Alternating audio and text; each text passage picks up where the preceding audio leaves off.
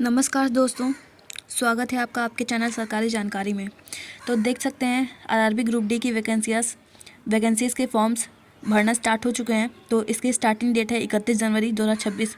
31 जनवरी 2026 से ही फॉर्म भरना स्टार्ट हो जाएंगे और 2 मार्च 2026 तक इसकी लास्ट डेट है। इनके बीच में इन डेट्स के बीच में आप अपने फॉर्म को भर सकते हैं। इंडिकेटिव नोटिस 27 दिसंबर 2025 को ही आ गया था। इसकी टोटल पोस्ट 22,195 है। 22,195 पदों पर ये भर्ती निकली है।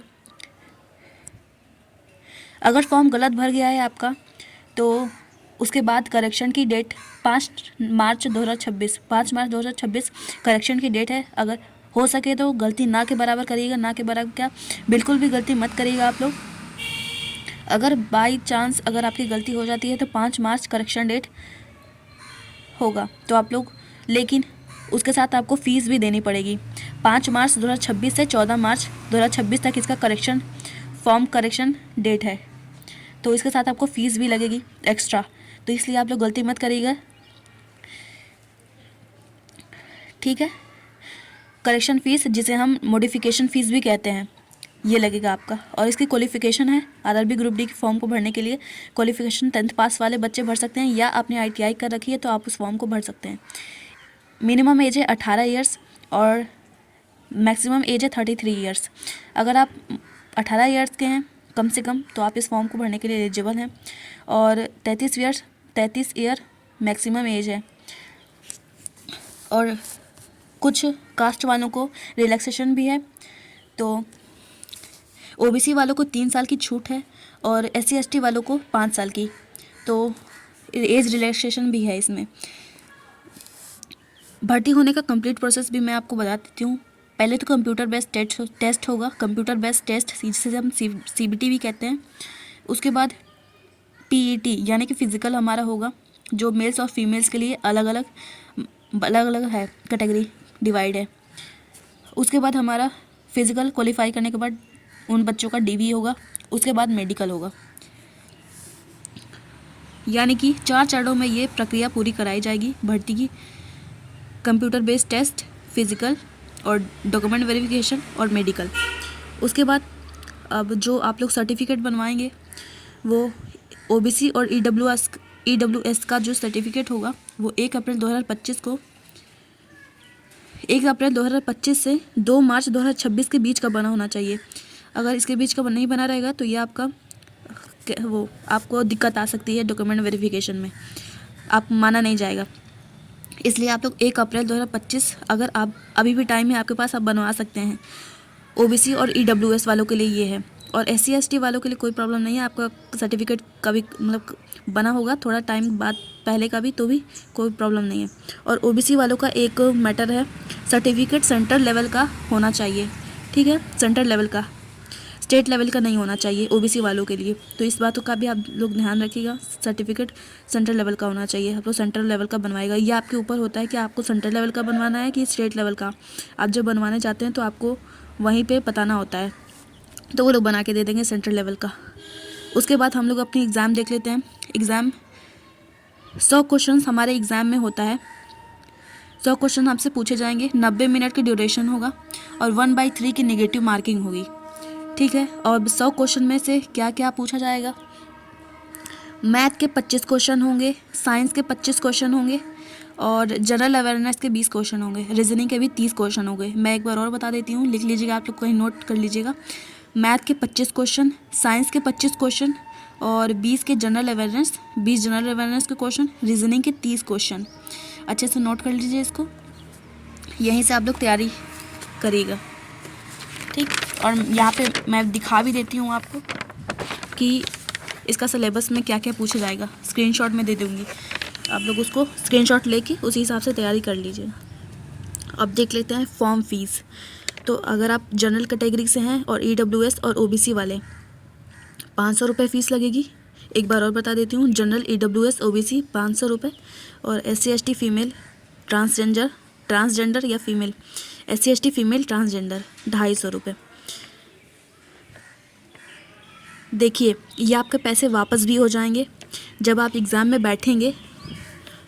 जब कंप्यूटर बेस्ड टेस्ट होगा ना, तो उस एग्ज़ाम को भरने के बाद आपको ये पैसे वापस हो जाएंगे। अगर आप पेपर में नहीं बैठेंगे तो आपके पैसे वापस नहीं होंगे।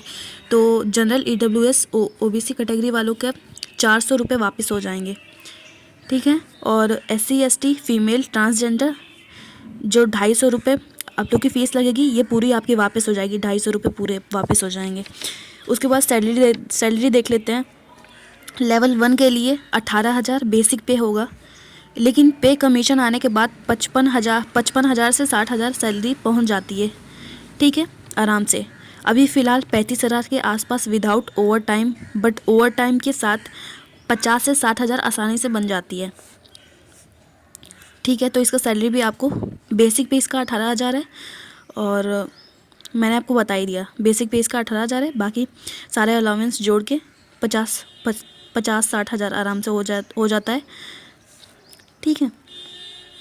उसके बाद जैसे कि इसका पोस्ट है पूरा 22,000 है, ठीक है। हम लोग मान के चलते हैं एवरेज 22,000 है। 22,000 पोस्ट पर 3 गुने बच्चे यानी कि 60,000 बच्चे को बुलाया जाता है, ठीक है। जैसे 22,000 आपकी पोस्ट है तो 3 गुने बच्चों को बुलाया जाएगा फिज़िकल के लिए। तो 3 गुने बच्चे यानी कि 60,000 बच्चों को बुलाया जाएगा। उसमें से भी बहुत सारे बच्चे एब्सेंट भी हो जाते हैं। तो फिज़िकल कुछ खास नहीं है, इजी है मेल फीमेल वालों के लिए। तो मेल वालों को फ़िज़िकल में क्या होगा, 35 किलो का उनको वज़न उठा करके 100 मीटर तक 2 मिनट में चलना होगा, ठीक है। बहुत इजी है, इसमें कोई ज़्यादातर बच्चे इसमें पास हो जाते हैं, बहुत कम ही नाम मात्र के होंगे जो पास नहीं होंगे। तो मेल वालों के लिए 25 किलो उनको वज़न उठा करके 100 मीटर तक चलना होगा 2 मिनट में। उसके बाद 1000 मीटर 4 मिनट 15 सेकंड में रनिंग करनी है, या हम कह सकते हैं कि मतलब एक तरीके से वॉक करनी है, ठीक है, थोड़ा फास्ट वॉक करनी है 4 मिनट 15 सेकंड में। ये 2 चीज़ें करनी होंगी फिज़िकल में मेल वालों के लिए। अब फीमेल के लिए देख लेते हैं। फीमेल वालों को 20 किलो का वज़न उठाकर 100 मीटर चलना होगा 2 मिनट में, और मीटर 5 मिनट 40 सेकंड में रन करना होगा, ठीक है।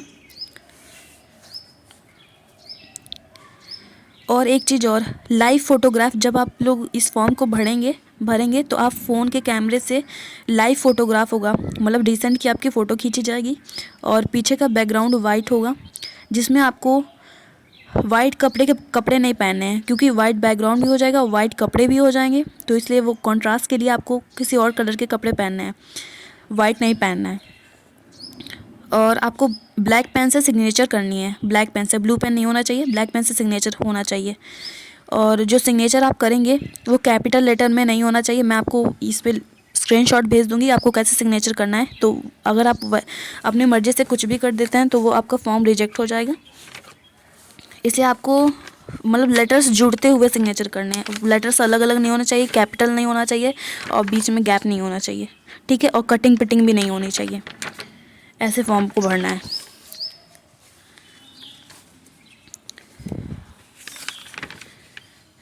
तो आप लोग अच्छे से पेपर को तैयार करिएगा, ठीक है। और उम्मीद करती हूँ आपके सारे मतलब जो आप एग्ज़ाम देंगे वो अच्छे से आपकी पढ़ाई चल रही होगी। तो अच्छे से आप लोग तैयारी करिएगा, इसका फॉर्म भी अच्छे से करेक्शन कर दीजिएगा, मतलब भरिएगा अच्छे से ताकि करेक्शन करने की ज़रूरत ना पड़े, वरना अलग से आपका फ़ीस भी लगेगा। तो ये बहुत अच्छा मौका है 10th पास वालों के लिए। अगर आपने 10th पास कर रखी है तो इस फॉर्म को ज़रूर से ज़रूर भरिएगा, मेरी यही सलाह है। ITI वाले भी भर सकते हैं इस फॉर्म को, मिनिमम क्लास 10th वाले भर सकते हैं। अगर आपने ITI नहीं कर भी रखी है तो भी आप 10th क्लास सिर्फ 10th क्लास पास हैं तो आप इस फॉर्म को भर सकते हैं। अगर आपको वीडियो पसंद आई है तो लाइक कर दीजिएगा और चैनल को सब्सक्राइब कर दीजिएगा, ताकि जब से ये चैनल बना हुआ है तब से डेली इस पर वीडियोस आती हैं और बिल्कुल जेन्युइन होती हैं, कोई भी फेक नहीं होता है।